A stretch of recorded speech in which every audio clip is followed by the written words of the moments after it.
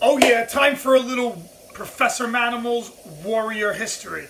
So this is my second video on the samurai. I had to start the first one with probably the most famous samurai, the author of the Book of the Five Rings, Miyamoto Musashi. But today, I want to go over the works of Yagyu Munenori.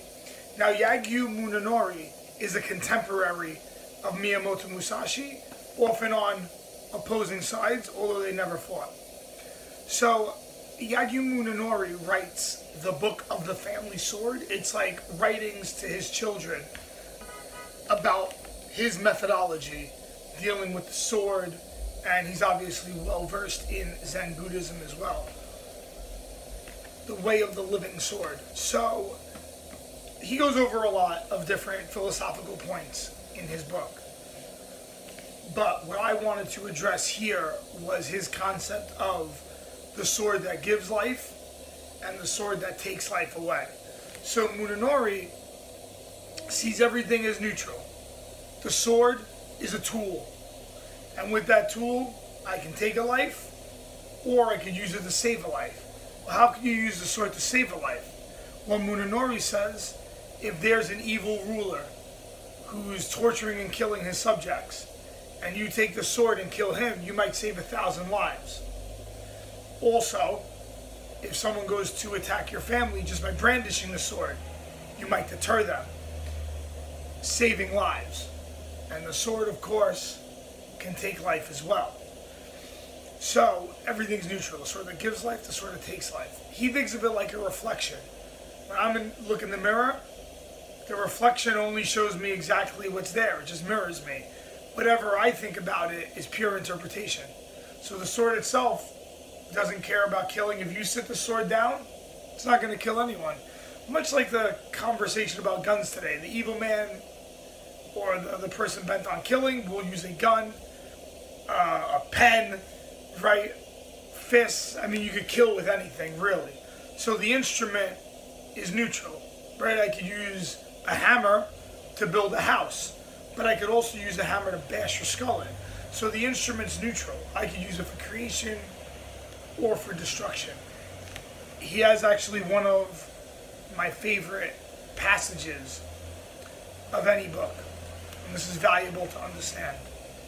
The human body has a form, and its function is the capacity for unlimited energy. So he's like, everything has a form and a capacity. The sword, right, to cut, however you want to use that. The human body's form for unlimited energy.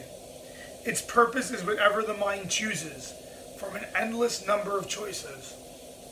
So the human is neutral. What it's for is unlimited energy, right? Think about what people do. We could do any fucking thing. You want to go to Antarctica? Go for it. You want to go to the moon? Go to the moon. Elon Musk, you want to land a rocket on Mars? I'm sure you'll be there soon enough. We have the capacity to channel unlimited energy for whatever purpose we want, whatever our mind chooses to make happen. Also, if our mind chooses to make a hell out of this earth, well, guess what? We're going to have a tough life. If you're always seeing everything as something detrimental or, oh, I can't do this, well, your body just is the vehicle for energy, and then that energy will just get stored there. And a lot of times people that say, you know, things are shitty, that's the way you take it. So he's like, our capacities for unlimited energy directed by the mind. The human body has a form, and its function is the capacity for unlimited energy. Its purpose is whatever the mind chooses from an endless number of choices. In the same way that a plum tree has a form and gives off colorful flowers, sweet fragrance, and fruit, that as a function is what already is contained within the form. The human uses the energy of the mind to accomplish whatever he chooses. For the warrior, this includes all manner of deception in combat. Feigning, cutting, distancing, offense, and defense are all manifest externally in the movements of the body, but the energy is within. The manifestation is the physical form, is the function. So I really love that, especially as a fighter. It's like, well, whatever you want to do, that becomes manifest in the body. The only problem with fighting is that the other person's trying to do some shit also that could become problematic.